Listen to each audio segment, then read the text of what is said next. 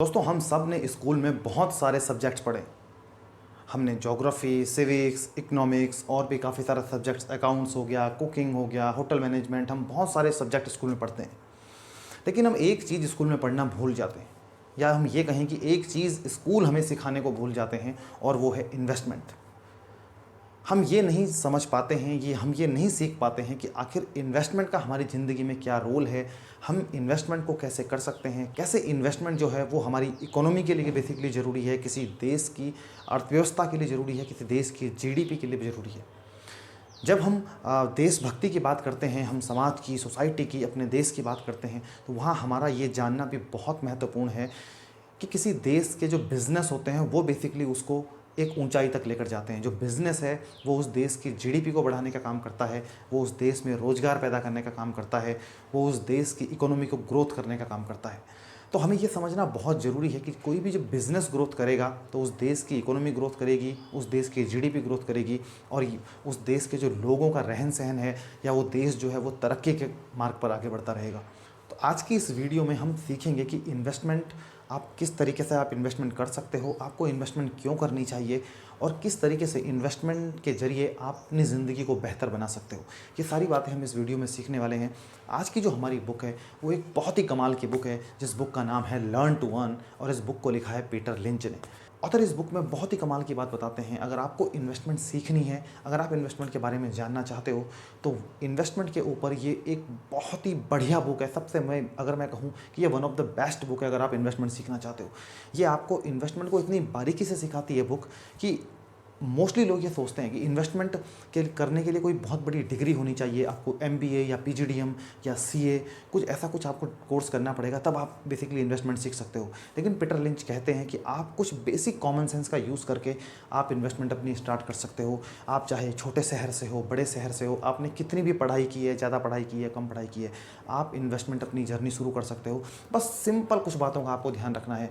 तो इस बुक को पढ़ने के बाद कुछ बेसिक चीज़ों को सीखने से आप जो है अपनी इन्वेस्टमेंट की जर्नी को स्टार्ट कर सकते हो, क्योंकि इन्वेस्टमेंट का हमारी लाइफ में बहुत ज़्यादा इंपॉर्टेंट रोल है।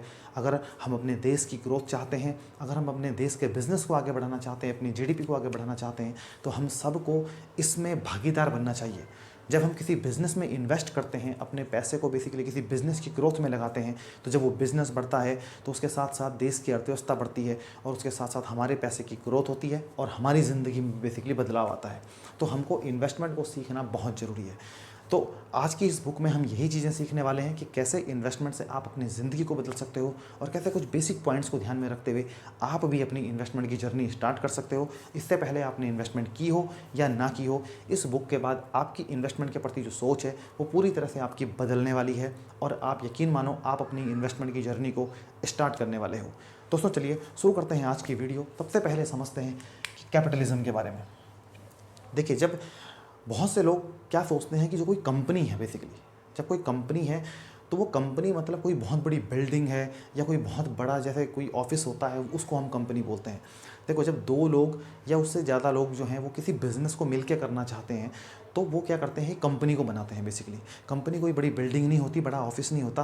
कंपनी क्या है, बेसिकली सिर्फ कुछ डॉक्यूमेंट्स का एक फ़ोल्डर है, कुछ लीगल डॉक्यूमेंट्स हैं। यानी कि कुछ डॉक्यूमेंट्स आपको सबमिट करने हैं गवर्नमेंट को, कानून के जो दायरे में जो डॉक्यूमेंट चाहिए उनको, वो डॉक्यूमेंट्स आपको सबमिट करने हैं, कुछ फ़ीस आपको जमा करनी है, और आप एक कंपनी बना लेते हो। कंपनी जो है कानून की नज़र में एक अलग तरह का इंसान ही है। जैसे आप हैं और हम हैं, ऐसे ही एक अलग तरह का इंसान बेसिकली कंपनी है। यानी कि जैसे आपको सज़ा वगैरह दे सकती है गवर्नमेंट आपकी कुछ गलती पे, तो इसी तरीके से कंपनी को भी दे सकती है। कंपनी में और एक पर्सनल इंसान में बेसिकली फ़र्क ये है कि जब भी आप किसी कंपनी को खोलते हो और उस कंपनी में आप कोई बिज़नेस करते हो, अगर कंपनी से कोई गलती हो जाती है, तो जो केस होगा बेसिकली वो उस कंपनी के ऊपर होगा, उस इंसान के ऊपर नहीं होगा जिसने बेसिकली वो कंपनी खोली है। क्योंकि वो कंपनी क्या है, एक अलग इंसान है, बेसिकली एक सेपरेट इंसान है, जिसको कि कंपनी क्या कर सकती है, दंडित कर सकती है। तो आपका जो नुकसान होगा वो वही नुकसान है जो आपने उस कंपनी में इन्वेस्ट किया था, वो आपका पैसे का नुकसान होगा। लेकिन अब जो सारी फॉर्मेलिटीज़ हैं वो कंपनी के साथ में होंगी। कंपनी की एसेट्स को जो है वो गवर्नमेंट ले सकती है। आपकी पर्सनल एसेट्स है, आपके गोल्ड हो, ज्वेलरी हो, जो आपका पैसा हो या दूसरी चीज़ें हों, उनको बेसिकली गवर्नमेंट आपसे ज़बरदस्ती नहीं ले सकती है, केवल उस कंपनी की एसेट्स को ही कंपनी जो है वो ले सकती है। तो इस तरीके से कंपनी बनाने का ये भी एक बेनिफिट है कि लोग क्या करते हैं, बिजनेस जब कंपनी के माध्यम से करते हैं तो कंपनी जो है वो ग्रोथ करती है, तो उस कंपनी की ग्रोथ में जो है उनके जो बिजनेस में उनके शेयर्स होते हैं वो उसमें जो है भागीदार होते हैं और उनकी भी उसमें जो है वो ग्रोथ होती है। तो जब लोग उस बिज़नेस में इन्वेस्ट करते हैं बेसिकली, तो जब किसी भी बिज़नेस में जब लोग इन्वेस्ट करते हैं तो उसके ज़रिए क्या होता है कि सब लोगों की तरक्की होती है, उस बिज़नेस की तरक्की होती है और साथ साथ जो है वो बाकी सब लोगों की तरक्की होती है जो उस बिज़नेस में भागीदार होते हैं। तो कंपनी की जब हम बात करते हैं तो कंपनी दो तरह की होती हैं, एक तो होती है प्राइवेट कंपनी और दूसरी होती है पब्लिक कंपनी। प्राइवेट कंपनी में पब्लिक जो है वो अपने पैसे को इन्वेस्ट नहीं कर सकती है, यानी कि जो प्राइवेट कंपनी है किसी पर्सन की, उसमें जो है वो कोई भी इन्वेस्ट नहीं कर सकता है। उसमें अगर इन्वेस्ट करना है किसी को या फिर उसमें अगर किसी को भागीदार बनना है तो फिर या तो उस ओनर की लड़की से या लड़के से शादी करनी पड़ेगी, तो ही बेसिकली आप उस कंपनी में भागीदार बन सकते हो, और वो भी अगर वो आपको भागीदार बनाए तो, अदरवाइज दूसरा कोई ऑप्शन नहीं है। लेकिन जो पब्लिक कंपनी होती है, पब्लिक कंपनी में एनीबडी कैन इन्वेस्ट और बाई शेयर्स, यानी कि जो कोई भी उसमें अपने शेयर्स को खरीद सकता है, कंपनी के शेयर्स को कोई भी खरीद सकता है। जैसे सपोज करो आप रिलायंस है, HDFC बैंक है, ICICI बैंक है, हिंदुस्तान यूनिलीवर है, ITC है, उदाहरण के लिए मैं ये बता रहा हूँ, ऐसा नहीं है कि आप इनमें इन्वेस्ट जाके कर दो। मैं बता रहा हूँ जैसे ये कंपनियाँ हैं, कोई भी इनके शेयर्स को खरीद सकता है। जो भी पब्लिक कंपनी होती है उसमें कोई भी अपने पैसे को इन्वेस्ट कर सकता है। आप उनके एक शेयर खरीद के भी उस कंपनी में बिजनेस के भागीदार बेसिकली आप जो है बन सकते हो, उस कंपनी की ग्रोथ का पार्ट बन सकते हो। जैसे जैसे वो कंपनी बेसिकली ग्रोथ करती जाएगी वैसे वैसे आपका पैसा भी ग्रोथ करता जाएगा। जैसे मान लो रिलायंस की अगर आपने आज से 15 साल पहले उसमें अगर इन्वेस्ट कर दिया होता, कुछ शेयर अगर उसके आपने खरीद लिए होते, जैसे 5, 10, 15, 20 कुछ भी शेयर आपने खरीदे होते, तो आज अगर रिलायंस का शेयर ग्रोथ किया है, रिलायंस की कंपनी ने ग्रोथ की है, तो आपके पैसे को भी वहाँ से ग्रोथ मिलती। ये बेसिकली पब्लिक कंपनी का बेनिफिट है कि पब्लिक कंपनी में कोई भी अपने पैसे को इन्वेस्ट कर सकता है और उसके एक शेयर खरीद के भी आप बेसिकली उस कंपनी के बिजनेस में भागीदार बन सकते हैं। अब बात आती है कि द बेसिक्स ऑफ इन्वेस्टिंग की। इन्वेस्टिंग हमारी लाइफ में बहुत एक इंपॉर्टेंट रोल प्ले करती है, ये हम सब जानते हैं। और इन्वेस्टिंग के लिए सबसे महत्वपूर्ण चीज़ ये है कि स्टार्ट अर्ली, जितनी जल्दी हो सके उतनी जल्दी बेसिकली आप इन्वेस्ट करना स्टार्ट करो। और जब आप इन्वेस्ट करना स्टार्ट करोगे तो उसके लिए आपको एक हैबिट डेवलप करनी पड़ेगी, हैबिट्स ऑफ सेविंग, यानी कि सेविंग की आदत आपको डालनी पड़ेगी। लोग अपनी इनकम उनकी आती है और वो एकदम सारा पैसा खर्च कर देते हैं। आपको ऐसा नहीं करना है, आपको हर महीने अपनी इनकम में से एक भाग आपको अलग करके रखना है और उस पैसे को आपको जो है वो इन्वेस्ट करना है। जितनी जल्दी हो सके उतनी जल्दी आप स्टार्ट कर दीजिए। देखिए इन्वेस्टमेंट का हमारी लाइफ में क्या रोल है वो मैं आपको एक उदाहरण के माध्यम से हम आपको समझाते हैं। जो ऑथर बताते हैं कि जैसे सपोज़ करो दो इंसान हैं, उनकी जॉब लगती है सेम सैलरी पे। एक का नाम हम उदाहरण के लिए हमने इसमें रखा है अजय और एक का नाम हमने रखा है विजय। तो वो क्या करता है, कुछ टाइम कुछ अपने पैसे को जैसे इकट्ठा करता है, उसके बाद वो क्या करता है, एक नई कार निकाल लेता है 25 लाख रुपए की, जिसमें से कि वो डाउन पेमेंट देता है 5 लाख रुपए जो उसने जमा किए थे और 20 लाख का वो लोन निकाल लेता है। इस तरीके से 25 लाख की वो गाड़ी निकाल लेता है, कुछ परसेंट का जो भी इंटरेस्ट रेट के आधार पे उसको जो है लोन मिलता है और 5 साल में वो अपने लोन को जो है वो चुका देता है। अब 5 साल बाद अब उसकी स्थिति ऐसी है, जब शुरू शुरू में उसने गाड़ी ली थी तो लोग उसकी गाड़ी की तारीफ़ करते थे, जहाँ भी उसकी गाड़ी जाती थी लोग कहते थे वाओ क्या ब्यूटीफुल कार है। लेकिन अब 5 साल बाद स्थिति ऐसी हो गई कि गाड़ी में जो है वो गाड़ी पुरानी हो चुकी है और वो खुद भी उस कार को अब उतना ज़्यादा पसंद नहीं करता है, दुनिया भर की उसमें खरोंचें हो गई हैं, मेंटेनेंस बहुत ज़्यादा गाड़ी मांग रही है, तो अब वो खुद भी उस कार को पसंद नहीं करता है। उसने क्या किया, जो 20 लाख का लोन लिया था उसके ऊपर उसको जो है 20 लाख के बजाय उसने बैंक को जो है वो 5-7 लाख रुपए और एक्स्ट्रा भी दे दिए। यानी कि वो गाड़ी जो उसको टोटल पड़ गई 25 लाख की, वो अलग प्लस इंटरेस्ट अगर आप मान लो तो 32-33 लाख की उसको वो गाड़ी पड़ गई। लेकिन उसके बाद भी उसके पास आज कुछ भी नहीं है, आज उसके पास एक ऐसी गाड़ी है जिसको वो खुद भी पसंद नहीं करता है। वहीं दूसरी तरफ जो विजय है वो क्या करता है, गाड़ी लेता है लेकिन वो सेकंड हैंड कार लेता है और जो बाकी पैसे उसके होते हैं उन पैसे को वो इन्वेस्ट करता है और इसको लगातार करता रहता है। कुछ टाइम बाद वो क्या करता है, अपना एक घर खरीद लेता है, उस घर के ऊपर 2 फ्लोर बनाता है, उनको जो है रेंट पे दे देता है और वहाँ से उसको एक रेंट के रूप में पैसिव इनकम आने लगती है। पैसिव इनकम मतलब एक ऐसी इनकम होती है जब आपको अपना एक्टिव रह के काम नहीं करना पड़ता और आपकी जो है वो लगातार इनकम आती रहती है। अब उसके पास इनकम के 2 सोर्सेज हो जाते हैं, एक तो उसके रेंट के रूप में पैसा आ रहा है और दूसरा जो है उसकी सैलरी के रूप में पैसा आ रहा है। अब यहाँ से देखो उसने अपने लिए एक ऐसी इनकम जनरेट करने का ऑप्शन चूज़ कर लिया कि जो पैसा उसके लिए काम कर रहा है, उसका पैसा उसके लिए काम कर रहा है, उसने पैसे से अपने लिए काम करवाना सीखा है। और वहीं दूसरी तरफ अगर हम अजय की बात करें तो उसके पास इतना पैसा खर्च करने के बाद भी आज कुछ भी नहीं है, वो वहीं का वहीं खड़ा है। तो इन्वेस्टमेंट का हमारी लाइफ में बहुत इंपॉर्टेंट रोल है, ये हम सब जानते हैं, हम सबको इन्वेस्ट करना चाहिए। आपकी जो भी इनकम आती है उसमें से अपनी इनकम का आप 10% 15% आप अलग निकाल के रख दो हर महीने, उस पैसे को आप इन्वेस्ट करना स्टार्ट करो और बाकी बचे हुए पैसे में आप अपना जो भी एक्सपेंसेस हैं आपकी वो आप पूरी करो। अब समझते हैं कि आप इन्वेस्टमेंट कहाँ कहाँ कर सकते हो, कहाँ कहाँ लोग इन्वेस्टमेंट करते हैं। जैसे 5 जो बेसिक इन्वेस्टमेंट है उनके बारे में ऑथर कहते हैं। सबसे पहले एक सेविंग अकाउंट है, दूसरा है कलेक्टेबल्स, तीसरा है होम एंड अपार्टमेंट्स, चौथा है बॉन्ड्स और पांचवा है स्टॉक मार्केट। सेविंग अकाउंट की अगर हम बात करें तो जैसे आप अब हर महीने अपनी सैलरी में से कुछ पैसा बचाओगे, आप अपने से बैंक अकाउंट में आप डाल दोगे, बैंक अकाउंट आपको 3% 4% जो भी बैंक का ब्याज दर है सेविंग अकाउंट का वो आपको देगा। अगर इन्फ्लेशन 6-7% की दर से बढ़ रही है और आपकी जो सेविंग अकाउंट की इंटरेस्ट रेट है वो आपको अगर 3% 3.5% मिल रहा है, तो आप अपने पैसे की वैल्यू को कम कर रहे हो, बल्कि आपके पैसे की वैल्यू कम हो रही है। यानी कि 100 रुपये पे अगर आपने एक साल में 4% के हिसाब से 4 रुपये ब्याज कमाया और वो हो गया आपका 104 रुपये अगले साल, लेकिन उस साल 7% की अगर महंगाई दर है तो उस सामान का जो रेट है, जो 100 रुपये का पिछले साल मिलता था, वो अगले साल मिलेगा 107 रुपये का। तो आप सोचो, आपने अपने पैसे को 104 तक ले गए आप, लेकिन जो सामान खरीदना पड़ेगा आपको वो आपको 107 रुपये में ख़रीदना पड़ेगा। यानी कि आप तब भी जो है वो 3 रुपये कम, अपने जो है 3% कम जो है वो अपनी इन्वेस्टमेंट को आप बेसिकली ग्रो कर रहे हो। तो ये तो आपकी वैल्यू और पैसे की धीरे धीरे कम हो रही है। तो सेविंग अकाउंट एक हो गया जहाँ लोग करते हैं। दूसरा कलेक्टेबल्स आता है, जैसे कि कुछ यूनिक आइटम्स हो गई, पुराने सिक्के हो गए, कोई पेंटिंग्स हो गई, इस टाइप की चीज़ों को लोग इकट्ठा करते हैं कि ताकि भविष्य में लोग इनके लिए ज़्यादा पैसे पे करें। लेकिन इसमें प्रॉब्लम ये है कि ये चोरी हो सकती हैं, ये टूट सकती हैं, तो इनके साथ भी प्रॉब्लम्स बेसिकली काफ़ी ज़्यादा है। तीसरा आता है होम एंड अपार्टमेंट्स। ये एक अच्छा ऑप्शन है जिसमें कि लोग क्या करते हैं कि जैसे कुछ कमर्शियल प्रॉपर्टी बाई कर लेते हैं। इसमें एक और फैसिलिटी है कि इसमें आप लोन ले सकते हो, इसमें आप OPM का यूज़ कर सकते हो, मतलब अदर पीपल्स मनी का यूज़ कर सकते हो कि आप कुछ डाउन पेमेंट देके और बाकी फाइनेंस करवा सकते हो। और सपोज़ करो आपने उस कमर्शियल प्रॉपर्टी को आपने रेंट पे चढ़ा दिया, तो वहाँ से जो आपका रेंट आएगा उससे आप उसकी EMI जो है पे कर सकते हो। तो इस तरीके से आप इस चीज़ को भी कर सकते हो। तो ये भी एक अच्छा ऑप्शन है प्रॉपर्टी का। इसके अलावा आता है बॉन्ड्स। बॉन्ड्स एक ऐसी चीज़ें जैसे कि सिर्फ एक कागज़ का टुकड़ा है और कुछ नहीं। बेसिकली या तो आप गवर्नमेंट बॉन्ड ले सकते हो या फिर आप किसी पब्लिक कंपनी के बॉन्ड ले सकते हो, जिसमें कि एक तरह से आप उनको लोन दे रहे हो और वो आपको जो है एक चीज़ लिख के देते हैं कि इतना पैसा, इतने % इंटरेस्ट हम आपको रेगुलरली इतने अंतराल में आपको पे करते रहेंगे। तो एक तरह से आपने जो है वो लोन दिया है। या तो आप गवर्नमेंट बॉन्ड में लेते हो तो गवर्नमेंट को लोन दिया है, और पब्लिक कंपनीज़ में लेते हो तो पब्लिक कंपनीज़ को लोन दिया है। तो आप बॉन्ड में भी बेसिकली इन्वेस्ट कर सकते हो, लोग बॉन्ड में भी इन्वेस्ट कर सकते हैं। ये स्टॉक मार्केट की अपेक्षा थोड़ी सी सेफ इन्वेस्टमेंट होती है, लेकिन रिटर्न बेसिकली यहाँ पर ऑब्वियसली कम होता है, क्योंकि ये एक तरह का बेसिकली एक तरह का लोन है जिसमें कि आपको इंटरेस्ट मिलता है। तो इस तरीके से इंटरेस्ट यहाँ पे थोड़ा सा कम होता है। इसके बाद आता है स्टॉक मार्केट। स्टॉक मार्केट हम जानते हैं कि अगर लॉन्ग टर्म की बात करें तो सबसे एक बहुत ही अच्छी चीज़ है। अगर आप लॉन्ग टर्म में पैसा बनाना चाहते हो तो सबसे बेहतरीन जो आपको इन्वेस्टमेंट लॉन्ग टर्म में रिटर्न जनरेट करके दे सकती है वो है स्टॉक मार्केट। अब स्टॉक मार्केट में बात करें तो इसमें 2 तरीके से आप इन्वेस्ट कर सकते हो, एक तो डायरेक्ट स्टॉक को खरीद के और दूसरा है म्यूचुअल फंड के जरिए।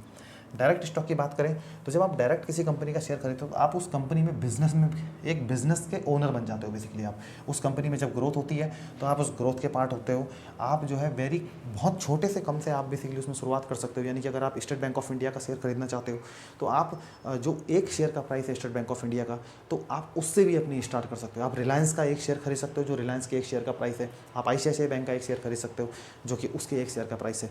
ये रिकमेंडेशन नहीं है कि आप इनके जाके शेयर खरीद लो, मैंने आपको उदाहरण के लिए बताया है, ये सिर्फ एजुकेशनल पर्पस से है कि इस तरीके से आप उन बिज़नेस में भागीदार बन सकते हो जो बिज़नेस आप अपने आसपास देखते हो। अगर आप देखते हो कि यार लोग HDFC बैंक को बहुत ज़्यादा यूज़ कर रहे हैं, लोग उसमें अकाउंट खोल रहे हैं, सैलरीज अकाउंट लोगों के उसमें खोल रहे हैं, कॉर्पोरेट अकाउंट खोल रहे हैं और फैसिलिटी बहुत ज़्यादा बेसिकली वो प्रोवाइड कर रहे हैं और कस्टमर बहुत ज़्यादा खुश हैं अपने HDFC बैंक की सर्विस के साथ में, तो वो आप HDFC बैंक का शेयर खरीद सकते हो। अगर आपको लगता है कि SBI बहुत तरक्की कर रहा है, SBI से लोग बहुत खुश हैं, SBI के हर जगह लोगों की ज़ुबान पे एक ही चीज़ है कि यार SBI में आपको खाता खोलना चाहिए, तो आप SBI का शेयर खरीद सकते हो। तो इस तरीके से ये जो चीज़ें हैं, इस तरीके से अगर आप देखोगे तो आपको गर्व होगा कि यार मैं भी उस बिज़नेस में बेसिकली पार्ट हूँ। तो इस तरीके से आप उस बिज़नेस में ओनर बेसिकली बन सकते हो कि जो भी चीज़ें आप अपने आसपास देखते हो, आपको वो चीज़ें लगती हैं कि यार ये चीज़ें भविष्य में इनकी डिमांड बढ़ने वाली है, इनकी ग्रोथ होने वाली है, लोग इनको पसंद कर रहे हैं, इनके प्रोडक्ट्स की डिमांड बहुत ज़्यादा है, तो आप वहाँ से कंपनियों को शॉर्टलिस्ट बेसिकली कर सकते हो। तो इस तरीके से आप डायरेक्ट स्टॉक में इन्वेस्ट कर सकते हो। लेकिन डायरेक्ट स्टॉक में इन्वेस्ट करने से पहले आपको बहुत ज़्यादा रिसर्च करने की ज़रूरत होती है, तभी जाके आपको कोई शेयर खरीदना चाहिए। ऐसे नहीं है कि किसी ने कोई बोला और आपने शेयर खरीद लिया, किसी ने बोला कि आप इस कंपनी का शेयर खरीदो, आपने खरीद लिया, ऐसा आपको बिल्कुल नहीं करना है। अपनी पूरी रिसर्च करनी है, उसके बाद ही आपको कोई शेयर खरीदना है, ये आपको ध्यान रखना है, क्योंकि पैसा आपका है तो उसका फ़ायदा या नुकसान भी बेसिकली आपका ही होगा। तो इसलिए बहुत सोच समझ के आपको इन्वेस्ट करना है, किसी के कहने पे आपको इन्वेस्ट बिल्कुल भी नहीं करना है। तो इसके बाद अगर आप डायरेक्ट स्टॉक में ज़्यादा टाइम नहीं दे सकते हो, रिसर्च को बहुत ज़्यादा टाइम लगता है एक्चुअली उसके कंपनी को एनालाइज करने में, तो अगर आप इतना टाइम नहीं दे सकते हो तो आप म्यूचुअल फंड के जरिए जा सकते हो। आप म्यूचुअल फंड में क्या होता है कि एक फंड मैनेजर होता है, जिसको बहुत सारे लोग क्या करते हैं, पैसा देते हैं और वो आपके बिहाफ पे क्या करता है, वहाँ पे कंपनी को रिसर्च करता है। वो लोग उस मामले में प्रोफेशनल होते हैं, उनकी पूरी टीम होती है, वो रिसर्च करते हैं, उसके बाद उस पैसे को अलग अलग कंपनियों में इन्वेस्ट कर सकते हैं। जैसे कि आप किसी फंड मैनेजर को पैसा देते हो, कोई फंड आप सेलेक्ट करते हो, तो वो उस पैसे को, जो भी उस फंड में कंपनियाँ हैं, 40, 50, 60, 70 जो भी कंपनियाँ उस फंड में होंगी, तो उन फंड में क्या करता है, वो आपके पैसे को इन्वेस्ट करता है और इसके बदले, क्योंकि वो रिसर्च कर रहा है एक्टिवली, तो वो इसके बदले क्या है, आपसे एक्सपेंस रेशियो बेसिकली कुछ चार्ज करता है कि जिससे कि वो आपको अच्छा रिटर्न जनरेट करके दे सके और उसकी भी उससे बेसिकली फीस निकल सके। तो ये हम म्यूचुअल फंड के जरिए बेसिकली जा सकते हैं अगर डायरेक्ट स्टॉक को नहीं खरीदना है। अब 5 प्रकार के लोग होते हैं जो बेसिकली इन्वेस्टमेंट करते हैं। कैसे? सबसे पहले तो होता है स्पेकुलेटर। स्पेकुलेटर वो लोग होते हैं जो तुक्का लगाते हैं बेसिकली, यानी कि उनको बस दिमाग में आ जाता है कि यार ये कंपनी खरीद लो, इसका शेयर भविष्य में ऊपर बढ़ेगा, और वो बिना सोचे समझे, बिना कुछ बिजनेस के उसको जाने समझे उसको शेयर को खरीद लेते हैं और वो जो है अपने पैसे को वहाँ पे बेसिकली डुबा देते हैं। तो स्पेकुलेशन आपको बिल्कुल नहीं करनी है। यहाँ पे स्पेकुलेशन नहीं है, कोई तुक्का नहीं है शेयर मार्केट, ये बेसिकली एक बिज़नेस है। यहाँ पे कंपनियाँ बिज़नेस करती हैं, तो जिन कंपनियों के बिज़नेस में ग्रोथ होती है उन्हीं कंपनियों के बेसिकली शेयर में भी ग्रोथ होती है। तो आपको तुक्का नहीं लगाना है, आपको रिसर्च करनी है, स्पेकुलेशन आपको बिल्कुल भी नहीं करनी है।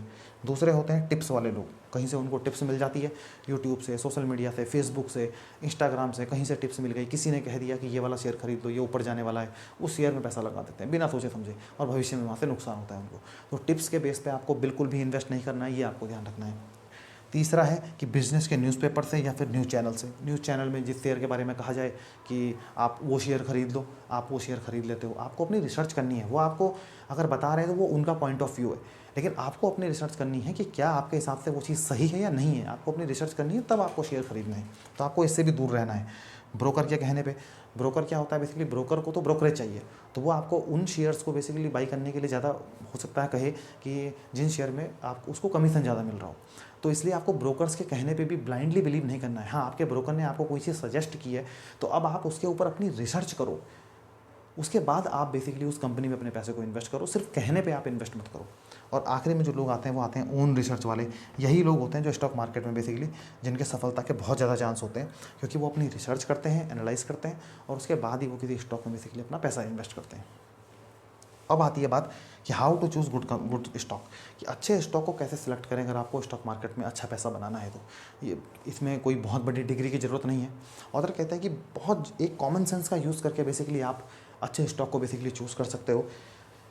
आप ये देखो अपने आसपास कि कौन सी प्रोडक्ट, कौन सी सर्विसेज ऐसी हैं जो आपके आसपास जो हैं अच्छी हैं, जिनको लोग पसंद करते हैं, जिनकी आज से पहले भी डिमांड थी और उनकी भविष्य में भी डिमांड रहने वाली है, और लोग उनसे इतने ज़्यादा खुश हैं कि लोग उसके लिए बेसिकली हम कहते हैं ना, जैसे कि एप्पल के फ़ोन के लिए लोग एक्स्ट्रा पैसे पे करने के लिए तैयार रहते हैं, एप्पल के नए फ़ोन के लॉन्च के लिए लोग जो हैं लाइन पे खड़े रहते हैं। तो यानी कि ऐसे कौन से प्रोडक्ट्स हैं जिनको कि लोग इतने दिल से पसंद करते हैं, तो आप अपने आसपास बेसिकली देखो, वहाँ से आप कंपनी को चूज़ करो। ऐसा नहीं कि तब भी आप डायरेक्ट इन्वेस्ट कर दो, आप चूज़ करो वहाँ से कंपनी को कि कौन सी ऐसी कंपनियाँ आपके आसपास हैं। आप देखो, एक लिस्ट बनाओ अपनी आप।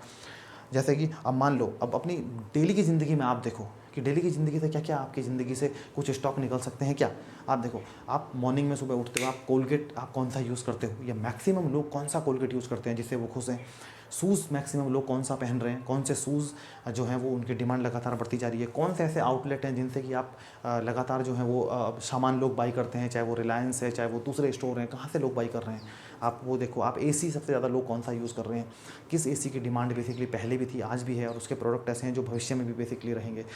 डेली कंज्यूमेबल के जो प्रोडक्ट हैं, जैसे आपके घरों में आटा है, चावल है, दाल है, साबुन है, कैसी शैम्पू हैं, ऐसी कौन सी चीज़ें हैं जिनके प्रोडक्ट सबसे ज़्यादा घरों में जो है वो यूज़ किए जाते हैं, सबसे ज़्यादा जिनसे लोग संतुष्ट हैं और लोग उसको लगातार खरीदते हैं। आप इस तरीके से बैंक में आप देख सकते हो किस बैंक की सर्विस से लोग ज़्यादा खुश हैं, कौन से बैंक ज़्यादा पॉपुलर हो रहा है, किसके बैंक लगातार तरक्की करता जा रहा है, लोग लगातार बेसिकली उतावले हैं उस बैंक में अकाउंट खोलने के लिए, कहाँ से बेसिकली वो हो रहा है। तो आप अपने आसपास इन सब चीज़ों को अगर देखोगे तो आपको वहाँ से लिस्ट मिलेगी कंपनियों की। आप ये देखो कि अच्छा ये कंपनी है, कोलगेट बनाती है, तो अब इस कंपनी को हम देखेंगे क्या ये स्टॉक मार्केट में लिस्ट है। अगर वो स्टॉक मार्केट में लिस्ट है तो आपने क्या किया, उसकी एक लिस्ट बना ली कि ये कंपनियां जो हैं वो स्टॉक मार्केट में लिस्टेड है। ये ऐसा नहीं कि इन्वेस्ट कर दिया आपने सीधा, अभी आपने केवल सेलेक्ट किया है कंपनियों को। अब आपने क्या करना है, उन कंपनियों की रिसर्च करनी है बेसिकली, कि जब आपने वो कंपनियां देख ली अपनी डेली लाइफ से, जो भी आपकी डेली लाइफ में हो रहा है, वहाँ से आपको कंपनियाँ चूज़ करनी है, वहाँ से आपको कंपनियाँ निकालनी है। स्टॉक मार्केट का एक बहुत बढ़िया सा रूल है, और वो ये है कि मेक इट सिंपल, बिल्कुल सिंपल रखो। जिस चीज़ को आप जानते हो उस चीज़ में आप इन्वेस्ट करो, जिस चीज़ को आप नहीं जानते हो उस चीज़ से आप बेसिकली दूर हो। आप किसी ऐसी कंपनी में इन्वेस्ट कर दो किसी के कहने पे जिसके बारे में आप ना जानते हो, वो प्रोडक्ट क्या बनाती है, उसका बिजनेस मॉडल क्या है, उसके मैनेजमेंट कैसे हैं, उसका ओनर कौन है, वो कंपनी करती क्या है। आपने उस कंपनी में बिल्कुल ब्लाइंडली इन्वेस्ट कर दिया, आपको ऐसा करके भविष्य में नुकसान ही होने वाला है और कुछ नहीं।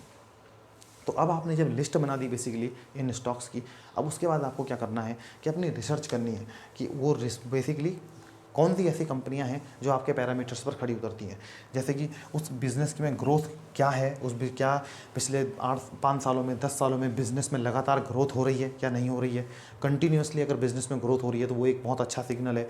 कंपनी के जो बिज़नेस मॉडल है वो कैसा बिज़नेस मॉडल है बेसिकली कंपनी का, कंपनी में जो नए ऑर्डर्स कंपनी को मिल रहे हैं कि नहीं मिल रहे हैं, कंपनी पे कर्ज बेसिकली कितना है। ज़्यादा कर्ज वाली कंपनियों से आपको दूर रहने की ज़रूरत है। आपको डेट फ्री कंपनियों में इन्वेस्ट करना चाहिए, कर्ज वाली कंपनियों में आपको पैसा इन्वेस्ट नहीं करना चाहिए। प्रॉफिट एंड लॉस क्या है कंपनी का, कंपनी प्रॉफिट में है या लॉस में है, पिछले कई सालों से कंपनी लगातार प्रॉफिट में है क्या या लगातार कंपनी लॉस कर रही है।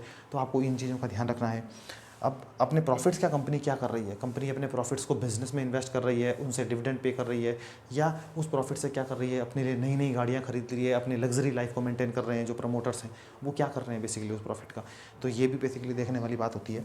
कंपनी का मैनेजमेंट कैसा है, एक ईमानदार मैनेजमेंट जो होगा वो लॉन्ग टर्म में कंपनी की बेहतरी के लिए काम करेगा, लेकिन जो ईमानदार मैनेजमेंट नहीं होगा वो कंपनी को लंबे समय में बेसिकली नुकसान पहुंचाने का काम करेगा। फ्यूचर ग्रोथ क्या है, ऐसे प्रोडक्ट्स कंपनी के पास हैं जो भविष्य में जिनकी डिमांड होने वाली है, जिनकी ग्रोथ भविष्य में है। हो सकता है आज उस कंपनी के प्रोडक्ट अच्छे हों, आज उस कंपनी के ब्रांड अच्छे हों, लेकिन भविष्य में हो सकता है कि वो उन प्रोडक्ट्स के भविष्य में बेसिकली डिमांड ना हो, तो वहाँ उनकी अगर डिमांड कम होगी तो इसका असर कंपनी के बेसिकली शेयर पे प्राइस पे पड़ेगा और वहाँ से कंपनी को बेसिकली नुकसान होना स्टार्ट हो जाएगा। तो आपको ये देखना है कि ऐसे प्रोडक्ट जिनकी भविष्य में भी बेसिकली डिमांड हो। उसी तरीके से कि कंपनी के ऊपर जैसे कोई गवर्नमेंट का पॉलिटिकल इश्यूज़ हैं, गवर्नमेंट है या गवर्नमेंट जब बदलती है, या फिर जैसे कुछ पॉलिसीज़ चेंज होती हैं गवर्नमेंट की, तो उनसे कंपनी के ऊपर कितना फ़र्क पड़ने वाला है। ऐसा तो नहीं है कि जो अगली सरकार अगर आ गई तो वो पूरी तरह से अगर उसने कुछ ऐसी पॉलिसियाँ बना दी जो इस कंपनी के अगेंस्ट में हो, या कुछ ऐसी पॉलिसियाँ हैं जो इस वाली गवर्नमेंट में तो सपोर्ट कर रही हैं लेकिन अगली गवर्नमेंट हो सकता है उनको सपोर्ट ना करे।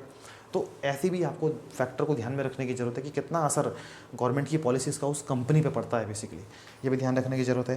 कंपनी का कैश फ्लो बेसिकली कैसा है, कंपनी अपने कैश फ्लो का क्या कर रही है, कंपनी समय के हिसाब से अपने आप को बदलाव कर पा रही है या नहीं। बहुत सारी ऐसी कंपनियां जो एक ज़माने में दिग्गज हुआ करती थी लेकिन आज वो मार्केट से गायब है, क्योंकि बदलते समय के हिसाब से वो कंपनी अपने आप को नहीं ढाल पाई, अपने प्रोडक्ट्स को कस्टमर के हिसाब से बेसिकली चेंज नहीं कर पाई। ये कस्टमर को क्या चाहिए, जब तक आप बदलते समय के हिसाब से कंपनियाँ नहीं ढलेंगी तो वो लॉन्ग टर्म तक बेसिकली सस्टेन नहीं करेंगी। कंपनी में आपको ये देखना है कंपनी डिविडेंड अपने शेयर होल्डर को पे करती है कि नहीं करती है। फ्यूचर प्लान्स कंपनी के ऊपर क्या है, क्या कंपनी भविष्य में करना चाहती है, कुछ नए प्रोडक्ट लॉन्च करना चाहती है, कोई नए प्लांट्स बनाना चाहती है, एक्सपेंशन के कंपनी के क्या प्रोजेक्ट हैं, क्या दिमाग में कंपनी का चल रहा है कि भविष्य में क्या करेगी कंपनी। अभी तक यहाँ कंपनी आ गई ठीक है, आज ब्लू चिप कंपनी बन गई ठीक है, लेकिन आगे क्या करने वाली है कंपनी, आगे के प्लान्स क्या है कंपनी के पास, वो भी ध्यान रखने की ज़रूरत है। दूसरी बात, कंपनी जब बेसिकली एक्सपेंशन करती है या फिर जो रनिंग कॉस्ट है कंपनी की वो कितनी है। सपोज करो एक कंपनी है, साल भर में मान लिया 10,000 करोड़ का उसने प्रॉफिट कमाया, लेकिन अब 10,000 करोड़ की उसने प्रॉफिट तो कमा लिया, लेकिन अब उसको एक नई मशीन खरीदनी है और उसी में उसके 12,000 करोड़ की उसने मशीन लगा ली। तो अब ऐसे में कंपनी के जो ज़्यादा प्रॉफिट्स हैं बेसिकली वो कंपनी के लिए काम नहीं करेंगे, क्योंकि उसमें क्या हो रहा है, कंपनी नई मशीनरी तो खरीद रही है लेकिन जो प्रॉफिट्स हैं उससे ज़्यादा तो उसकी रनिंग कॉस्ट आ रही है। तो आपको ये भी ध्यान रखने की ज़रूरत है कि प्रॉफिट्स किस अनुपात में कंपनी के हैं जो बेसिकली कंपनी उनको सस्टेन कर पा रही है, अपनी रनिंग कॉस्ट को कंपनी कम कर पा रही है, उसके मुकाबले भी आपको ध्यान रखने की ज़रूरत है। इस तरीके से बहुत सारे पैरामीटर्स हैं, आपको ये ध्यान रखने की ज़रूरत है कि तभी जाके आपको किसी शेयर में इन्वेस्ट करना चाहिए। अगर वो इन चीज़ों पे बेसिकली कंपनी कोई बेसिकली खरी उतर रही हो तो तभी आपको ध्यान रखने की ज़रूरत है। जब आप अपनी रिसर्च करोगे तो आप देखो कि ये सारी चीज़ें आपके सामने एकदम क्लियर पिक्चर होंगी, और वहाँ से अगर आपने 10 कंपनियाँ सेलेक्ट कर ली हैं, वहाँ से 10 कंपनियों की आपने कोई लिस्ट बनाई थी और वहाँ से 5 कंपनी भी अगर आपको ऐसी मिल गई जो आपके पैरामीटर्स पे खड़ी उतर गई, तो वहाँ से आप बेसिकली अपनी इन्वेस्टमेंट की जर्नी को स्टार्ट कर सकते हो। आप बेसिक थ्रू कर सकते हो, आप किसी कंपनी के एक शेयर से उसके भागीदार बन सकते हो, 2 शेयर आप किसी कंपनी के खरीद सकते हो। तो आप वहाँ से स्टार्ट करो और धीरे धीरे सीखते रहो बेसिकली। आप हम इस बुक का जो चैप्टर का इस बुक का जो नाम है बेसिकली वो भी लर्न टू अर्न है, यानी कि अर्निंग के लिए आपको सीखना पड़ेगा, आपको लगातार सीखना पड़ेगा, कंपनी को एनालाइज करना।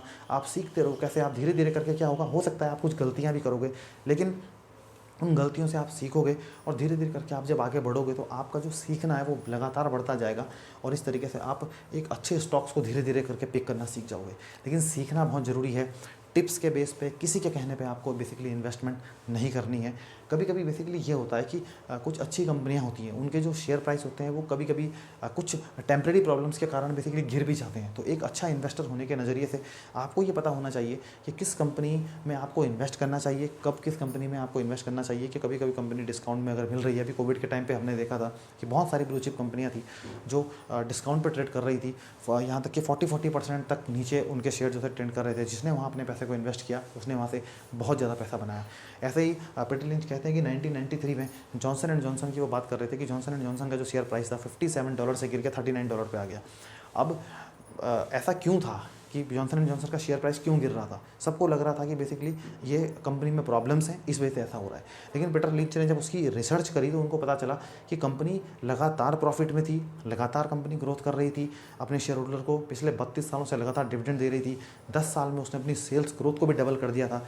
तो फिर कारण क्या था कि शेयर प्राइस गिर रहा था? उसका कारण ये था कि उन दिनों अमेरिका में बेसिकली क्या हो रहा था कि जो लॉस थे हेल्थ केयर के, वो बेसिकली कुछ लॉस पास होने वाले थे। तो लोगों को ये लग रहा था कि जॉनसन एंड जॉनसन बेसिकली एक हेल्थ केयर की कंपनी है और अगर ये लॉस पास हो गए तो इसको नुकसान होगा इससे, तो लोग उसमें इन्वेस्ट नहीं करना चाहते थे जॉनसन एंड जॉनसन में। लेकिन जब पीटर लिंच ने उनकी एनुअल रिपोर्ट पढ़ी और उनको पूरा रिसर्च किया तो वहाँ से उनको पता चला कि जॉनसन एंड जॉनसन का जो प्रॉफिट है 50% प्रॉफिट उसका यूएस से आता ही नहीं है, बल्कि अदर कंट्रीज से आता है।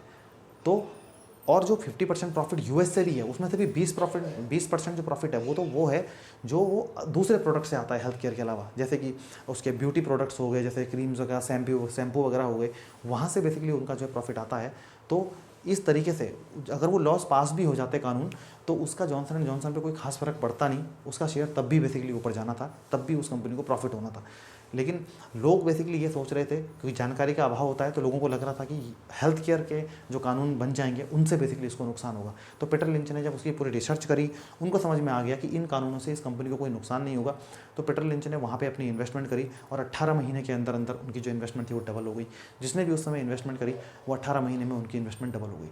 तो ऐसे इन्वेस्टमेंट के जो ऑप्शंस हैं ये बेसिकली आपको तभी मिलेंगे जब आप पूरी रिसर्च करोगे, जानोगे, समझोगे और उस तरीके से आप देखोगे कि आपको ऐसे आइडियाज़, ऐसे ऑप्शंस आपको मिलते रहेंगे। तो दोस्तों इस वीडियो में हमने सीखा कि कैसे अगर आपको अपनी इन्वेस्टमेंट जर्नी स्टार्ट करनी है तो बिल्कुल आप कॉमन सेंस का यूज़ करके कुछ बेसिक पॉइंट्स को फॉलो करके आप भी शेयर खरीदना सीख सकते हो। आप भी बेसिकली कंपनियों को चूज़ करना सीख सकते हो कि कैसे कि कोई अच्छे शेयर आप चूज़ कर लो। तो इस तरीके से आप भी अपनी इन्वेस्टमेंट की जर्नी को स्टार्ट कर सकते हो।